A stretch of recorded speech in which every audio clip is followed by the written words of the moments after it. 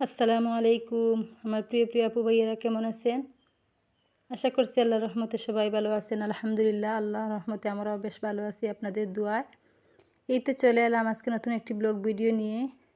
আশা করছি আজকে ভিডিওটি আপনাদের কাছে অনেক অনেক ভালো লাগবে। ধৈর্য সহকারে ফুল ভিডিওটি দেখে নেবেন, কারণ হচ্ছে অনেক দিন হয়ে গেছে আপনাদের সাথে কোনো ভিডিও শেয়ার করা হচ্ছে না।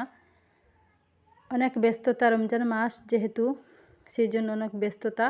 ঈদের শপিং করা হয়েছে, বা কয়েকদিন করে এই যে ঈদের শপিং করতে গিয়েছিলাম, তাই অনেক ক্লান্ত হয়ে পড়ে থাকি ঘরে আসার পর। সেই জন্য আপনাদের সাথে কোনো ভিডিও শেয়ার করা হয় নাই। দেখা যায় মাগরিবের পরে এত ক্লান্ত শরীর হয় যে কথা বলার ইচ্ছা করে না, সেই জন্য আপনাদের সাথে কোনো ভিডিও শেয়ার করা হয় না। আলহামদুলিল্লাহ, দেখতে দেখতে এই যে রমজান মাস চলে যাচ্ছে। আগামী রমজান কে পাবো না সেটা তো আল্লাহই ভালো জানেন। সবাই সবার জন্য দোয়া করবেন,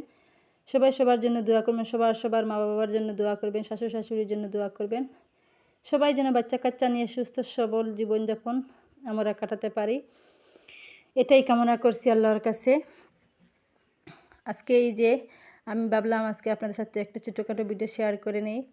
তো আজকে ভিডিওটি আপনার ধৈর্য সহকারে শেষ পর্যন্ত দেখবেন। আশা করছি আজকে ভিডিওটি আপনাদের কাছে অনেক ভালো লাগবে। লাইক দিয়ে ভিডিওটি দেখা শুরু করবেন। এই তো আমি একটু বাইরে ঘোরাফেরা করে তারপরে চলে আসলাম রান্নাবান্নার কাজ শুরু করতে। এখানে হচ্ছে আমি বাঁধাকপি কেটে নিয়েছি, আজকে বাঁধাকপি ভাজা করব। তারপর হচ্ছে এইদিকে আলু আমি স্লাইস করে কেটে রেখেছি আলুর চপ তৈরি করার জন্য। দেখুন, এমন মোটাও না এমন পাতলাও না, একটু সামান্য লবণ দিয়ে ভিজিয়ে রাখলে দেখা যায় আলুর চপটা তাড়াতাড়ি সিদ্ধ হয়ে যায়। সেই জন্য আপনারা খেয়াল রাখবেন আলুর চপ তৈরি করার ক্ষেত্রে একটু লবণ দিয়ে ভিজিয়ে রাখবেন। তারপর হচ্ছে চুলায় একটা প্যান বসিয়ে দিলাম বাঁধাকপি ভাজার জন্য। পরিমাণ মতো তেল দিয়ে দিব।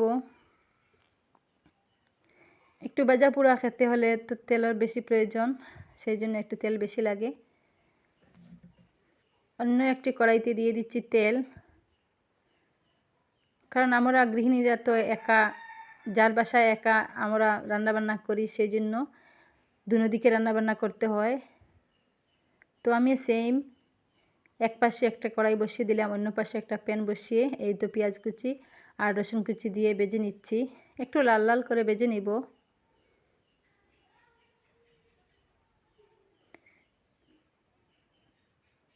একটু নেড়েচেড়ে ভেজে নিচ্ছি। তারপরে হচ্ছে এই যে আমি বাঁধাকপিগুলো দিয়ে দিচ্ছি।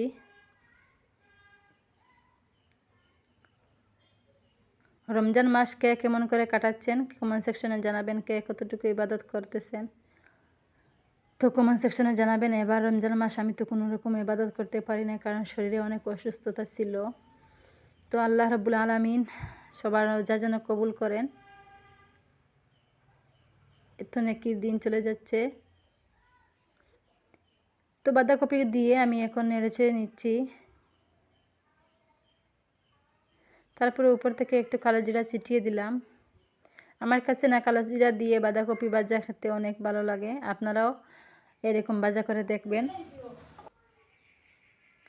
যারা এই যে কাঁচা লঙ্কা খেতে ভালোবাসেন তারা কাঁচা লঙ্কা দিতে পারেন। আমি যেহেতু জাল ততটা খাই না, সেই জন্য আমি কাঁচা লঙ্কা এখানে দিলাম না। তারপরে দিয়ে দিচ্ছি একটু হলুদের গুঁড়া,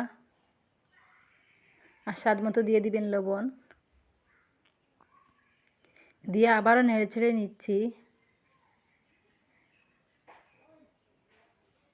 ভিডিওটি দেখে দেখে যারা এই পর্যন্ত আসছেন কিন্তু একটি লাইক দিতে ভুলে গেছেন, প্লিজ লাইক দিয়ে আপনারা ভিডিওটি কন্টিনিউ করে নিন।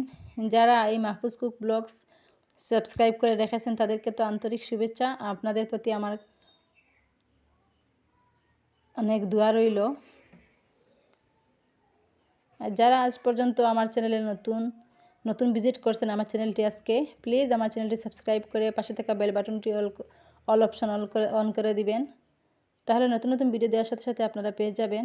এখানে হচ্ছে আমি ছোলা বোনা করব, সেই জন্য আমি যা যা মশলাপাতি প্রয়োজন সেই মশলাপাতিগুলো দিয়ে দিলাম। পেঁয়াজ বাটা, রসুন বাটা, আদা বাটা, তারপরে হচ্ছে শুকনো মরিচের গুঁড়া, হলুদের গুঁড়া, বাকরের গুঁড়া, জিরার গুঁড়া, সামান্য এক চিমটি দিয়ে দিচ্ছি কালো জিরা।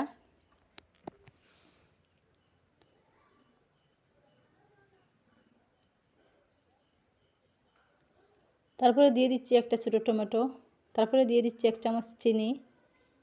এইরকম ছোলা বোনা করে দেখবেন, বাসায় ট্রাই করে দেখবেন, অনেক ভালো লাগে, অনেক মজা লাগে খেতে। তো প্রায় সময় আমি ছোলা বোনা করি। তারপরে দিয়ে দিচ্ছি এই যে সিদ্ধ করা ছোলাগুলা। ছোলা সিদ্ধ করার সময় লবণ দিয়ে দিবেন, দেখবেন ছোলাটা অনেক ভালো লাগে খেতে। তারপরে মশলাতে অল্প একটু লবণ দিয়ে দিবেন, বেশি দিলে আবার বেশি হয়ে যাবে লবণ। এখানে হচ্ছে যে আমি বাঁধাকপিগুলো ভাজা শেষ হয়ে গেছে প্রায়। দেখুন মাশাআল্লাহ অনেক সুন্দর হয়েছে, খেতেও খুব ভালো হয়েছিল। তারপর হচ্ছে আজকে আমি বাঁধাকপি দিয়ে পাকোড়া বানাবো, সেই জন্য আমি পরিমাণ মতো আমার যতটুকু প্রয়োজন ততটুকু আমি নিয়ে নিচ্ছি বাঁধাকপি কুচি করে।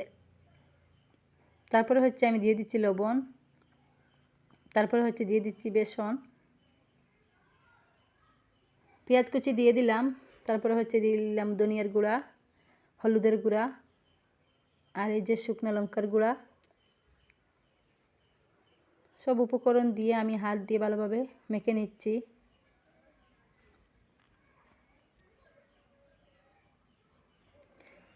হাত দিয়ে ভালোভাবে মেখে নেবেন।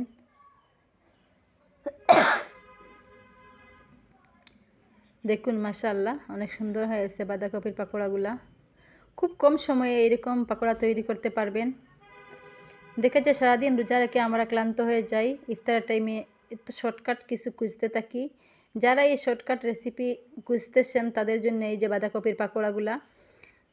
এই কীরকম নাস্তা খেতে আমাদের তো আর মন চায় না, ভালো লাগে না। প্রতিদিন ডালের পাকোড়া, এই যে আলুর চপ এরকম খেতে ভালো লাগে না। আজকে আমি ভাবলাম এই যে বাঁধাকপির পাকোড়াগুলো তৈরি করে নেই। বাচ্চারা অনেক মজা করে খেয়েছিল এই বাঁধাকপির পাকোড়াগুলা। যেহেতু আজকে আমাদের এই যে ঘরের মধ্যে কিছু মেহমান ইফতার করবেন, সেই জন্য আমি আরও কিছু আয়োজন করে নিলাম। এই যে এখানে নিয়ে নিচ্ছি আলুর চপ। দেখুন মাশাআল্লাহ আমার আলুর চপগুলো অনেক সুন্দর হয়েছে।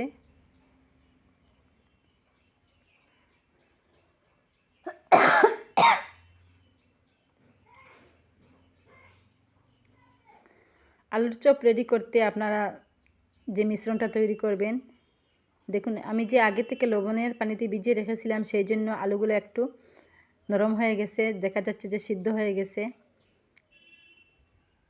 কম বেশি সবাই তো আলুর চপের এই যে মিশ্রণগুলো তৈরি করা জানেন, সেই জন্য এখানে বেসন দিয়ে দিলাম।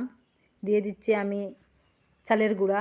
চালের গুঁড়া দেওয়ার কারণে হয়তো অনেক সময় পর্যন্ত মুচমুচে থাকে এই আলুর চপগুলা।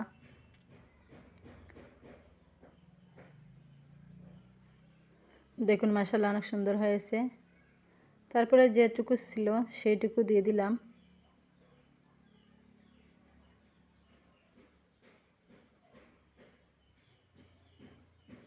প্লিজ আমাকে একটু সাপোর্ট করবেন, ছোটো বোন হিসাবে বা মেয়ে হিসাবে। যে যেখান থেকে আমার ভিডিওগুলো আজকে দেখছেন তাদের সবাইকে আন্তরিক শুভেচ্ছা। আর যদি কোনো অংশে ভিডিওটি ভালো লেগে থাকে প্লিজ ফ্রেন্ড ফ্যামিলিদের সাথে শেয়ার করতে কিন্তু ভুলবেন না। যারা এরকম নতুন নতুন কুকিং ভিডিও দেখতে চান তারা আমার এমএসকে কুকিং চ্যানেলটা সাবস্ক্রাইব করে নিতে পারেন, বা এমএসকে কুকিং চ্যানেলটা দেখে আসতে পারেন। দেখুন মাশাআল্লাহ অনেক সুন্দর হয়েছে, মুচমুচে হয়েছে, একদম ফুলকো ফুলকো হয়েছিল। তারপরে হচ্ছে এইদিকে আমি ইফতারগুলো রেডি করে নিলাম।